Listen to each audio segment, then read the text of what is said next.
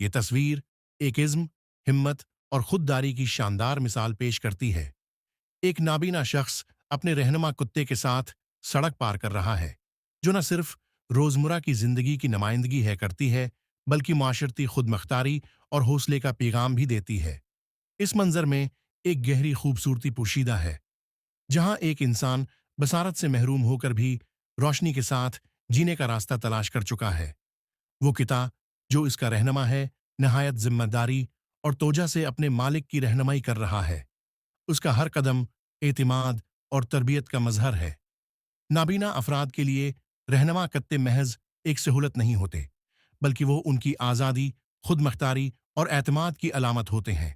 یہ رشتہ صرف جانور اور انسان کا نہیں، بلکہ اعتماد اور وفاداری کا ایک زندہ پل ہوتا ہے۔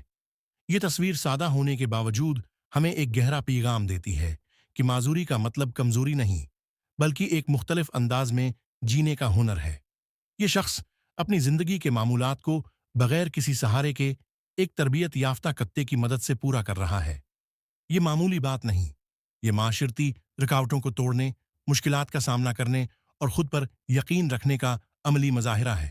یہ منظر ہمیں یہ بھی یاد دلاتا ہے کہ جدید معاشرے میں معذور افراد کے لیے آسانیاں پیدا کرنا محض ایک اخلاقی فریضہ نہیں، بلکہ ایک اجتماعی ذمہ داری ہے۔ سڑکوں پر واضح نشانات، ریمپس، ساؤنڈ سگنلز اور تربیت یافتہ کتے جیسی سہولیات ایسے افراد کے لیے دنیا کو قابل رسائی بناتی ہیں۔ اس شخص کا شہر میں اس اعتماد سے چلنا اس بات کی عکاسی کرتا ہے کہ شاید یہ شہر ان کے لیے کسی حد تک سازگار ہے، یا پھر اس کی اپنی قوت ارادی ہے، اتنی مضبوط ہے کہ وہ ہر رکاوٹ کو عبور کر سکتا ہے۔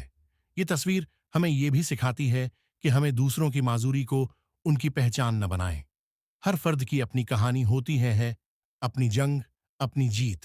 اس شخص کی یہ چھوٹی سی واک شاید اس کی روزمرہ کی روٹین ہو، مگر یہ ہمارے لیے ایک سبق ہے کہ زندگی میں اگر ہم سچائی، تربیت اور اعتماد کے ساتھ آگے بڑھیں تو کوئی بھی رکاوٹ ہمیں روک نہیں سکتی۔